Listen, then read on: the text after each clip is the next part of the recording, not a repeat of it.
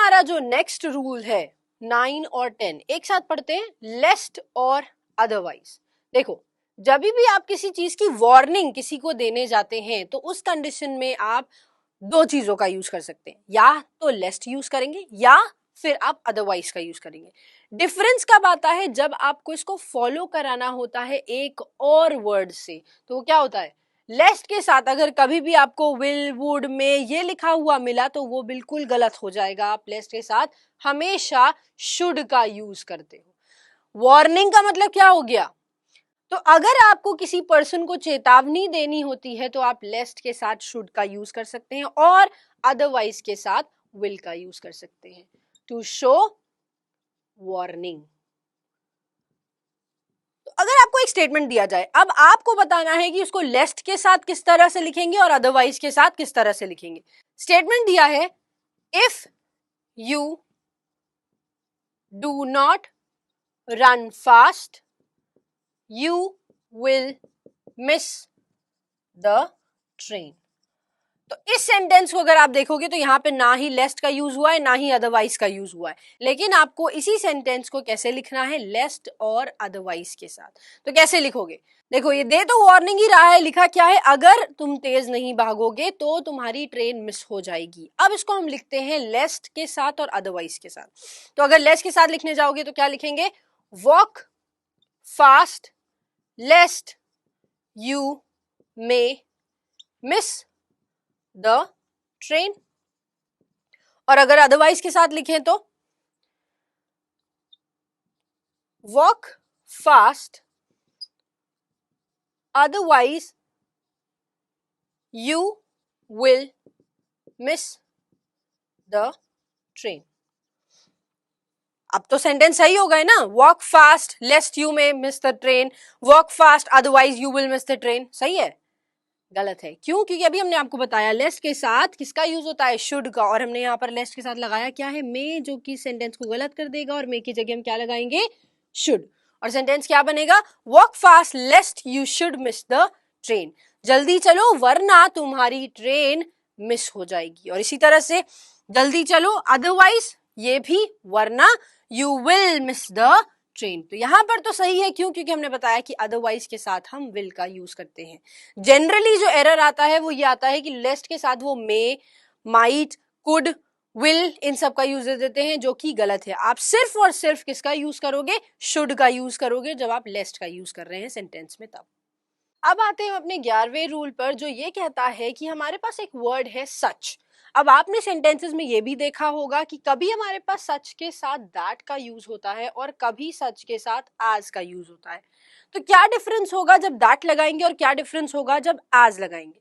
जब भी हम दैट का यूज करते हैं तो ये बताता है हमें इंटेंसिटी ऑफ एन इम्पैक्ट, किसी चीज का कितना प्रभाव पड़ा है, कोई काम हुआ और उसका कितना प्रभाव पड़ा है, इस चीज को डिफाइन करता है सच के साथ दैट का यूसेज। और अगर आपको किसी एक ही जैसी चीज को डिफाइन करना है, मतलब आप किसी कैटेगरी के बारे में बता रहे हैं और आपको बताना है उसी कैटेगरी से रिलेटेड कुछ और भी, या एग्जाम्पल देने हैं, तब आप यूज करते हैं सच के साथ एज का। तो ये क्या बताता है, सेम कैटेगरी को डिफाइन करता है। चलिए, हमने स्टेटमेंट लिखा, it was dash a cold evening dash we did not go out to play। देखिए, अब देखिए यहाँ पे क्या लिखा है, वो इतनी ज्यादा ठंडी शाम थी कि हम बाहर नहीं जा पाए खेलने के लिए। यहाँ पर एक्शन क्या हुआ, ठंडी शाम थी, तो ये क्या लगाएंगे, इतनी, सच। It was such a cold evening. फिर क्या हुआ, उसकी वजह से कोई बात हुई, हाँ, उसकी वजह से एक इम्पैक्ट पड़ा, एक प्रभाव पड़ा कि बच्चे खेलने नहीं जा सके। तो उसकी इंटेंसिटी बता रहे हैं प्रभाव की, तो क्या लिखेंगे, it was such a cold evening that we did not go out to play. एक और एग्जाम्पल लेते हैं, one should follow dash rules dash mentioned in the constitution। हमें वो रूल्स फॉलो करने चाहिए, या सभी को वो रूल्स फॉलो करने चाहिए जो कॉन्स्टिट्यूशन में लिखे हुए हैं। तो किन रूल्स की बात करें? फॉलो सच रूल्स, वो रूल्स कौन से? जो कॉन्स्टिट्यूशन में लिखे हैं। तो ये रूल्स और कॉन्स्टिट्यूशन में लिखने वाले रूल्स वो क्या है? सेम है। तो जब हमें सेम कैटेगरी को डिफाइन करना होता है तब हम लगाते हैं एज। तो इस स्टेटमेंट को आपको समझना पड़ेगा। जब कोई काम हुआ और उसका प्रभाव किस हद तक पड़ा, इस चीज को डिफाइन करना है तो सच के साथ दैट लगाओगे। और अगर ये बताना है कि जिस चीज के बारे में बात हो रही है उसी की कैटेगरी का कुछ और भी दिया गया है, तब आप सच के साथ एज का यूज करते हैं। अगला हमारा जो रूल है वो है एज। अभी भी आपने आज के बारे में ही पढ़ा था, यहां पर भी हम देखेंगे। देखिए, आज को हम आज के साथ भी यूज कर सकते हैं और सो के साथ भी यूज कर सकते हैं। डिफरेंस क्या आता है? बचपन में याद है हम सिमिलीज पढ़ते थे, as blind, as bat, as cunning, as fox. तो क्या बताते थे? जो भी चीज दी गई है, कनिंग ये फॉक्स के जैसी है, ब्लाइंड बैट के जैसा है। तो जब भी हम किन्हीं दो चीजों को सेम या सिमिलर चीज पे कनेक्ट करते थे तो उसी के जगह हम लिखते थे एज और एज। तो मतलब क्या हुआ? जब हम कंपेयर करेंगे और बताएंगे क्या सिमिलैरिटी, उस कंडीशन में हम एज के साथ आज यूज करेंगे। लेकिन जब हमें डिससिमिलैरिटी बतानी होगी तब हम यूज करते हैं सो के साथ एज का। फॉर एग्जाम्पल, हमने स्टेटमेंट लिखा Audi R8 is dash fast dash Ferrari, और उसके साथ एक और स्टेटमेंट लिख दिया Audi R8 is not dash fast dash Ferrari। यहां पर दो कार्स का कंपैरिजन हो रहा है, एक है ऑडी R8 और दूसरी फरारी। पहले में लिखा है कि वो पॉजिटिव है, मतलब ऑडी R8 फरारी के जितनी फास्ट है। तो क्या लिखेंगे? एज और एज, मतलब दोनों सेम है। सिमिलैरिटी बतानी होगी तो एज के साथ एज लगाएंगे। Audi R8 is as fast as Ferrari, उतनी ही तेज है जितनी फरारी है। और दूसरे में लिखा है Audi R8 is not so fast as Ferrari, Audi R8 इतनी फास्ट नहीं है जितनी की फरारी है। तो जब किसी चीज का पॉजिटिव पॉइंट बताना होगा तो एज और एज लिखेंगे, जब किसी चीज का नेगेटिव पॉइंट बताना होगा कि वैसा नहीं है तब आप सो के साथ एज का यूज करेंगे। अब आते हैं अपने 13th रूल पर, जहां पर हम यूज करते हैं ऑल्दो, जिसको आप हिंदी में बोलते हो यद्यपि। ऑल्दो के साथ यूज होता है येट का। अब कहीं पे ये कंफ्यूजन क्रिएट हो जाती है कि दो के साथ येट को यूज करें या ऑल्दो के साथ येट को यूज करें, या येट की जगह पे कॉमा यूज हो सकता है, या फिर दो और ऑल्दो के बीच में क्या कोई डिफरेंस है? तो ऐसा कुछ भी नहीं है। आप ऑल्दो लगाओ या फिर आप दो का यूज करो, दोनों ही मीनिंग सेम बताते हैं। येट की जगह आप कॉमा का भी यूज कर सकते हैं, अगेन इनकी मीनिंग सेम ही रहेगी। अब जो बात जानने की है वो ये है कि ऑल्दो या दो येट और कॉमा के साथ क्यों यूज होते हैं। जब भी आपको क्या दिखाना होता है? To show to contrary conditions और क्वालिटी ऑफ अ सब्जेक्ट। जब आपको किसी एक सब्जेक्ट की दो कॉन्ट्ररी क्वालिटीज की बात करनी होती है, कॉन्ट्ररी क्वालिटीज का मतलब क्या हो गया? एक से विपरीत दूसरा है, मतलब जब दो ऑपोजिट क्वालिटीज की या एक्शन की बात करनी होती है तब आप यूज करते हो ऑल्दो दो येट या कॉमा के साथ। तो इसका सेंटेंस स्ट्रक्चर क्या होता है? देखिए, आप सबसे पहले लगाएंगे ऑल्दो, उसके बाद लगेगा आपका सब्जेक्ट वन, फिर आपकी पहली क्वालिटी या फिर एक्शन जो भी आप लिखना चाहते हैं, उसके बाद लगेगा क्या? येट, और उसके बाद हम यूज करेंगे सब्जेक्ट टू, फिर लगेगा आपका क्वालिटी या फिर एक्शन, और ये रिलेटेड होगा आपके सब्जेक्ट टू से। अब ऑल्दो की जगह पर दो का भी यूज कर सकते हो और येट की जगह पर कॉमा का भी यूज किया जा सकता है। तो स्टेटमेंट लिखते हैं, लिखा है although he is rich yet he is a miser। यद्यपि वो अमीर है फिर भी वो कंजूस है। मतलब एक जगह आपने बोला रिच और दूसरी जगह आपने बोला माइजर, तो ये दो ऑपोजिट क्वालिटीज को बता रहा है। अगर किसी के पास बहुत सारा पैसा है तो उसको तो खर्च करना चाहिए लैविशली, लेकिन यहाँ पर ये कंजूसी दिखा रहा है, तो ऑपोजिट क्वालिटीज हो गई है ना। तो वहां पर हम ऑल्दो के साथ किसका यूज कर रहे हैं? येट का। अब इसी कंडीशन में अगर आप दो का या फिर कॉमा का भी यूज करोगे तो भी ये स्टेटमेंट गलत नहीं माना जाएगा। क्यों? ऐसी भी कोई कंडीशन नहीं है कि ऑल्दो के साथ ही येट लगना है, ऑल्दो के साथ कॉमा भी लग सकता है, दो के साथ येट भी लग सकता है। तो ऐसी कोई भी कंडीशन किसी भी बुक में डिफाइन नहीं है कि आप ऑल्दो के साथ सिर्फ येट या दो के साथ सिर्फ कॉमा लगा सकते हो। दोनों को दोनों के साथ ही यूज किया जा सकता है। यूज किस लिए करेंगे? हमेशा to contrary, to opposite qualities को डिफाइन करने के लिए।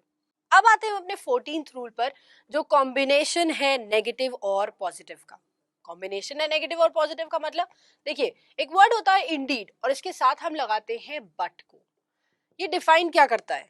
जब भी आपका पहला स्टेटमेंट नेगेटिव है तो उसके आगे वाला स्टेटमेंट पॉजिटिव हो जाएगा, पहला स्टेटमेंट पॉजिटिव है तो दूसरा स्टेटमेंट नेगेटिव हो जाएगा। ऐसी कंडीशन जो फॉलो कराता है वो है इंडीड और but.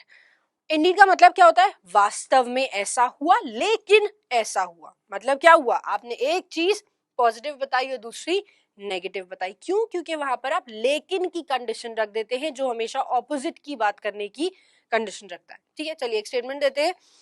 He indeed performed well in the competition, but he got a bonus for the same. अब बताइए, पहला स्टेटमेंट लिखा है he indeed performed well in the competition और दूसरा लिखा है he got a bonus for the same। ये तो दोनों पॉजिटिव हो गए। पहला लिखा है कि वास्तव में उसने कंपटीशन में बहुत अच्छी परफॉर्मेंस दी लेकिन उसको बोनस मिला। तो दोनों पॉजिटिव स्टेटमेंट्स कैसे हो सकते हैं? नहीं हो सकते।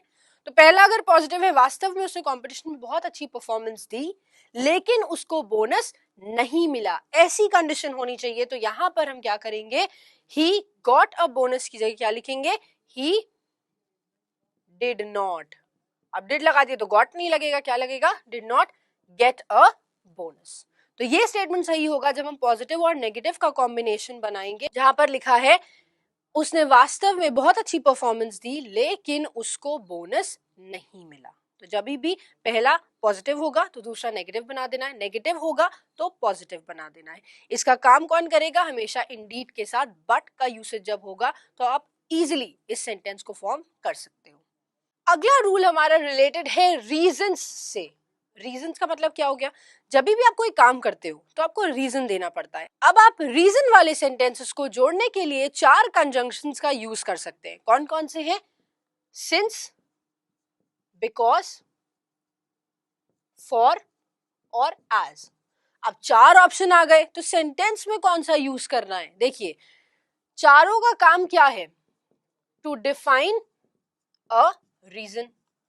काम यही है कि वो रीजन को डिफाइन करेंगे। लेकिन जब आपके पास किसी चीज का स्ट्रॉन्ग रीजन होगा, स्ट्रॉन्ग रीजन का मतलब कोई ऐसी वजह जिसको आप अवॉइड नहीं कर सकते, आप उसको हटा नहीं सकते, अगर ऐसी कंडीशन आएगी तो आप सिंस के साथ सिंस या बिकॉज का यूज कर सकते हैं।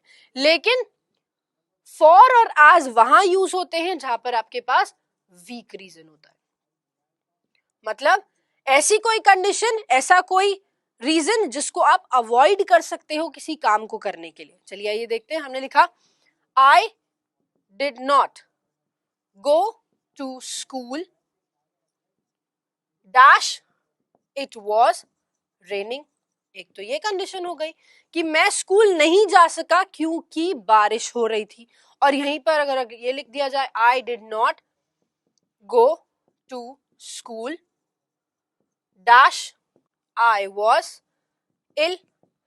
देखिए दोनों सेंटेंसेस में ये कंडीशन है कि आप स्कूल नहीं जा पाए। पहले में जो रीजन दिया है वो है कि बारिश हो रही थी, दूसरे का रीजन है कि वो तबीयत खराब की वजह से नहीं जा पाया। अब देखो पहला वाला कंडीशन है बारिश हो रही थी, कार से चले जाते, बस से चले जाते, जा तो सकते थे ना। तो मतलब क्या है? इस रीजन को आप अवॉइड कर सकते हैं, एक वीक रीजन है। तो यहां पर हम या तो एज को लगाएंगे या फिर फॉर को। लेकिन अगर हम बोले हम बीमार है तो हमारी जगह कोई और थोड़ी चला जाएगा, जाना तो हमें ही है ना। बीमार की कंडीशन में आप इसको अवॉइड नहीं कर सकते हो, तो यहां पर आप लगाओगे या तो बिकॉज या फिर सिंस। तो सेंटेंस क्या बनेगा? I did not go to school as और फॉर इट वॉज raining, या फिर I did not go to school because I was ill या since I was ill. Similarly एक और statement देखते हैं, I respect him dash he is my neighbor. तो statement लिखा है I respect him dash he is my neighbour, मैं उसकी इज्जत करता हूं क्योंकि वो मेरा पड़ोसी है. तो पड़ोसी की इज्जत करो ना करो, अगर वो तुम्हारी इज्जत करेगा तुम भी करोगे, नहीं करेगा तुम भी नहीं करोगे, है ना. आई रिस्पेक्ट हिम, तो ये एक वीक रीजन है किसी को रिस्पेक्ट करने का. तो क्या करेंगे, या तो फॉर लगाएंगे या फिर एज.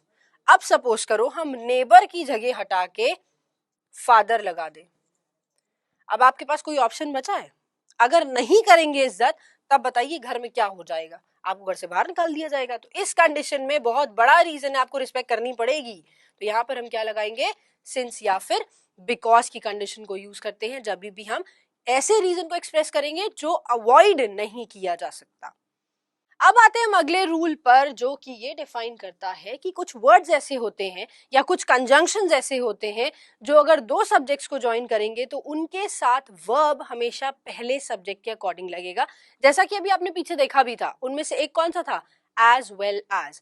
तो ये देखते हैं, अगर आपके पास सब्जेक्ट वन है और वो ज्वाइन किससे हो रहा है, with, together with, along with,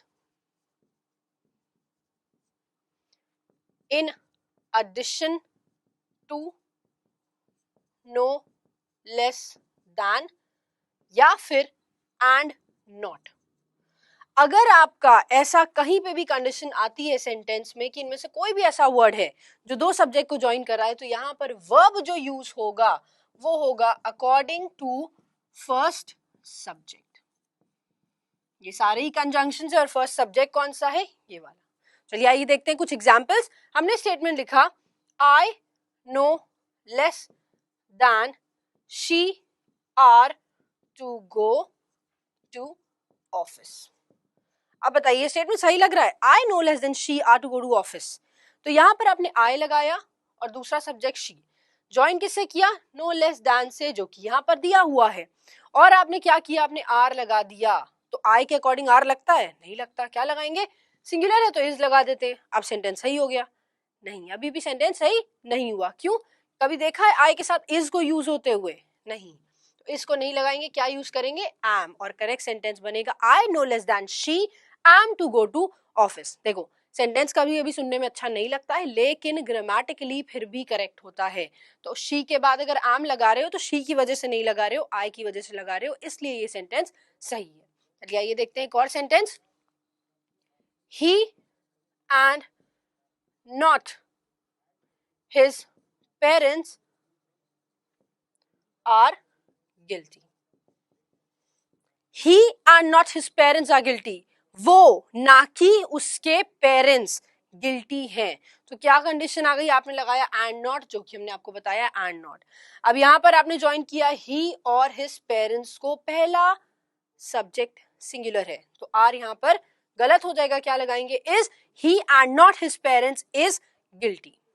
अब आते हैं अपने नेक्स्ट रूल पर, जो कि ये कहता है अगर सेंटेंस ज्वाइन हुआ है नीदर, ईदर, नॉट ओनली के बाद सब्जेक्ट वन, और ईदर के साथ क्या लगता है, नॉर, ईदर के साथ और नॉट ओनली के साथ बट ऑल्सो, और यहां इसके बाद आपने लगाया है सब्जेक्ट टू. तो यहां पर वर्ब आप कैसा यूज करेंगे बताइए. ये वर्ब यूज होगा according to second subject. Singular plural की बात नहीं करते जब हम यहाँ पर कंजंक्शन से ज्वाइन करते हैं. तो कंजंक्शन से ज्वाइन करने में या तो फर्स्ट सब्जेक्ट से अग्री करते हैं या फिर सेकंड सब्जेक्ट से, ठीक है. तो यहाँ पर अगर ईदर और, नीदर नॉर या नॉट ओनली बट ऑल्सो से आप सेंटेंस कभी भी ज्वाइन करोगे तो आप सेकंड सब्जेक्ट के अकॉर्डिंग लगाओगे, जो कि आपका ये है. अगर सेकंड सब्जेक्ट सिंगुलर है तो सिंगुलर वर्ब लगेगा, अगर प्लूरल है तो प्लूरल वर्ब लगेगा. तो चलिए आइए देखते हैं statements. Not only winters but also summers are good in hilly areas. यहां पर देखो आपने ज्वाइन किया विंटर्स और समर्स को, ज्वाइन किससे किया, नॉट ओनली बट ऑल्सो से. सेकेंड सब्जेक्ट प्लूरल है और वर्ब भी प्लूरल है, जो कि सेंटेंस को करेक्ट बनाता है. चलिए आइए देखते हैं एक और एग्जाम्पल जिसमें लिखा है either he or his parents believe him. Either he or his parents believe him, or rather if I say believes him. So here you have joined either or से आपने दो सब्जेक्ट्स को ज्वाइन किया है, ही और हिज पेरेंट्स. या तो वो या फिर उसके पेरेंट्स उसके ऊपर ट्रस्ट करते हैं, विश्वास रखते हैं. तो सेकंड सब्जेक्ट तो पेरेंट्स है, पेरेंट्स होता है प्लूरल, और यहाँ पर हमने लगाया है बिलीव्स, तो इस सेंटेंस को हम गलत मानेंगे. क्यों? क्योंकि जब प्लूरल नाउन आएगा तो बिलीव्स नहीं बिलीव होगा. आपको पता है ना, वर्ब के साथ उल्टा चलता है. नाउन के साथ एस लगाते हो तो वो प्लूरल बन जाता है, लेकिन वर्ब के साथ एस लगाते हो तो वो सिंगुलर बन जाता है. अब आते हैं 18th रूल पर, जहां पर हमें पढ़ना है कि वाइल एक कंडीशन है, एक कंजंक्शन है, वो यूज कहाँ होती है. देखिए, वाइल को हमेशा हम यूज करते हैं जहां पर पूरे समय की बात करनी होती है, थ्रू आउट या ड्यूरिंग. कोई काम हो रहा है और इसके बीच में क्या चल रहा है उसको हम डिफाइन करते हैं वाइल से. अब वाइल यूज किस लिए होता है? एक तो थ्रू आउट और ड्यूरिंग की बात हो गई. दूसरा, अगर आपको किसी चीज की कॉन्ट्रास्ट की बात करनी है, जैसे सिंगिंग और डांसिंग, तो ये कॉन्ट्रास्ट है. ये क्या है? वॉचिंग या प्लेइंग, ये कॉन्ट्रास्ट है. तो अगर आप ऐसे कॉन्ट्रास्ट फॉर्म करते हैं तो आप वाइल को यूज करते हैं. चलिए ये देखते हैं. हमने लिखा Radha sang while her friend danced. Radha क्या कर रही थी? गा रही थी, और उसका फ्रेंड क्या कर रहा था? डांस कर रहा था. तो मतलब क्या हुआ? सिंगिंग और डांसिंग के कॉन्ट्रास्ट को बताने के लिए आपने यूज किया वाइल को. और थ्रू आउट और ड्यूरिंग भी बताया. क्यों? क्योंकि जितने समय तक वो गा रही थी उतने समय तक वो परफॉर्म कर रहा था, है ना. तो जब ड्यूरिंग या कॉन्ट्रास्ट की बात करनी होगी, दोनों कंडीशन में आप वाइल का यूज करोगे. एक और एग्जाम्पल देखते हैं. The little girl was playing while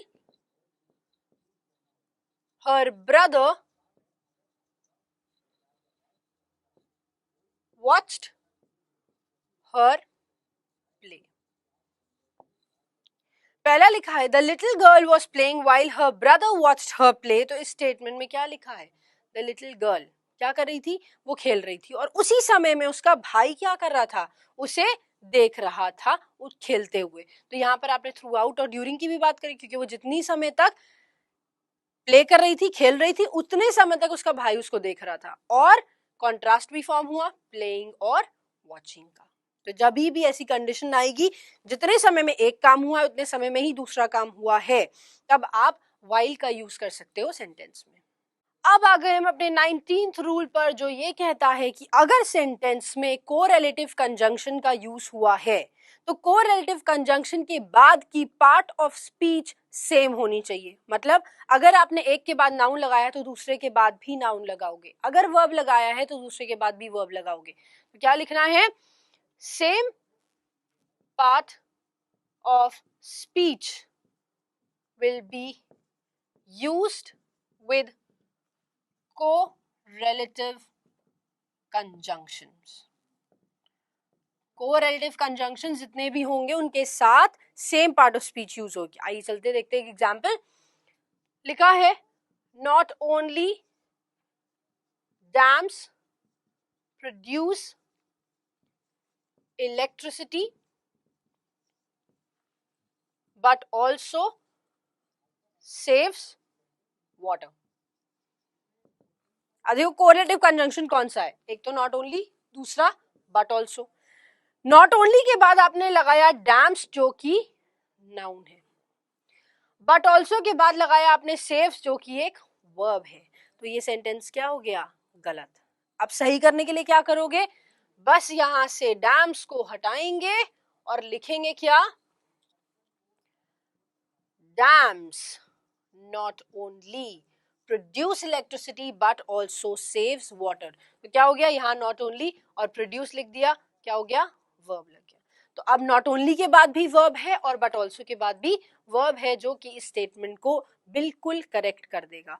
तो कहने का मतलब क्या है? जब भी आप कोरिलेटिव कंजंक्शन, मतलब जो पेयर में यूज होने वाले कंजंक्शंस हैं, ऐसे कंजंक्शंस का यूज करेंगे तो उसके बाद पार्ट ऑफ स्पीच सेम होनी चाहिए. अगर वो प्रपोजिशन है तो प्रपोजिशन लगाओगे, अगर वो वर्ब है तो वर्ब का यूज करोगे। अब आ गए हम कंजंक्शन के लास्ट रूल पर, जो कि रिलेटेड है एक वर्ड, और अदर हम कंजंक्शन ही बोलेंगे एज इफ से। तो जब भी एज इफ यूज होता है तो ये बताता क्या है, पोजेस या फिर प्रिटेंड, मतलब कोई चीज जो वैसी है नहीं जैसी दिखा रही है, तो उस कंडीशन में हम यूज करते हैं एज इफ का। ठीक है, चलिए अब हम लिखते हैं he was running as if he has been mad. वो ऐसे भाग रहा था जैसे कि वो पागल हो गया है नहीं, लेकिन भाग ऐसे रहा था जैसे कि, तो क्या मतलब हुआ, प्रिटेंड कर रहा था, ऐसा दिखा रहा था। एक और देखते हैं, she behaves as if she is my boss. वो ऐसा दिखाती है जैसे कि वो मेरी बॉस है नहीं, लेकिन दिखाती ऐसा है, प्रिटेंड ऐसा करती है, दिखावट जो होता है, तब हम एज इफ का यूज करते हैं। अब एक चीज बताएं, जब भी एज इफ का यूज होता है तो इसके बाद जो वर्ब यूज होता है ये पास्ट टेंस में होता है, past tense plus plural form में होता है। चाहे आपका सब्जेक्ट सिंगुलर हो चाहे प्लूरल हो, जो वर्ब यूज होगा वो past tense plus plural form में यूज होगा। तो ये देखते हैं, he was running as if he has तो कहाँ आता है, प्रेजेंट में, प्रेजेंट परफेक्ट में, तो ये गलत हो जाएगा। क्या लिखेंगे, ही हैड बीन मैड।